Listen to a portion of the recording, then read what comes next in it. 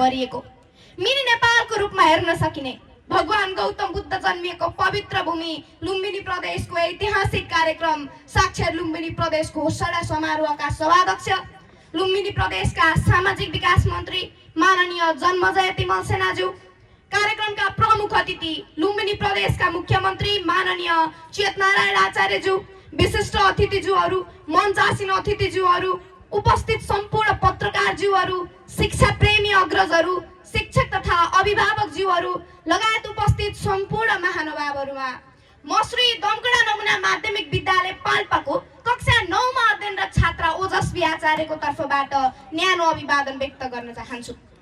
प्रसिद्ध राजनीतिज्ञ Nelson Mandela भन्नुहुन्छ, education is the most powerful weapon that you can use to change the world.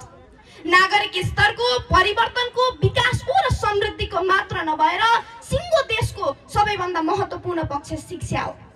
औपचारिक होस् वा अनौपचारिक, नियमित होस् वा अनियमित, शिक्षाले हाम्रो समाजलाई विकासको गतितर्फ लैजान उत्प्रेरित गरिरहेको हुन्छ।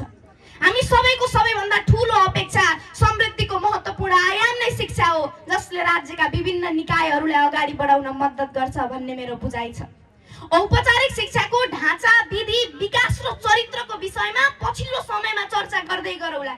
आज यो महत्त्वपूर्ण कार्यक्रमको आयोजना गरी साक्षर लुम्बिनी प्रदेश घोषणा समारोहको साक्षी बन्ने अवसर प्रदान गर्नुभएकोमा म हार्दिक धन्यवाद व्यक्त गर्न चाहन्छु।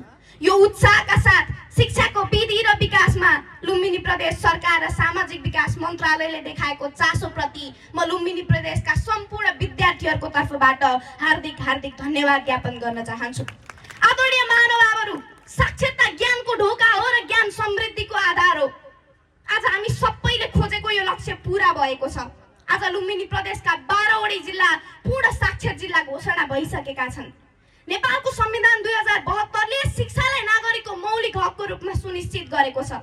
संविधानको धारा 31 अनुसार आधारभूत तहसम्म अनिवार्य र माध्यमिक तहसम्म निशुल्क शिक्षा प्राप्त गर्ने हकको व्यवस्था भएको छ, जसका निम्ति लुम्बिनी प्रदेश सरकार र सामाजिक विकास मन्त्रालयले खेलेको भूमिका म मुक्त कण्ठले प्रशंसा गर्दछु। आजको आधुनिक युगमा पढ्न र लेख्न जान्ने मात्र होइन, सामाजिक सञ्जाल र इन्टरनेटको सुरक्षित प्रयोग गर्न सक्ने, आम्दानी, खर्च, बचत र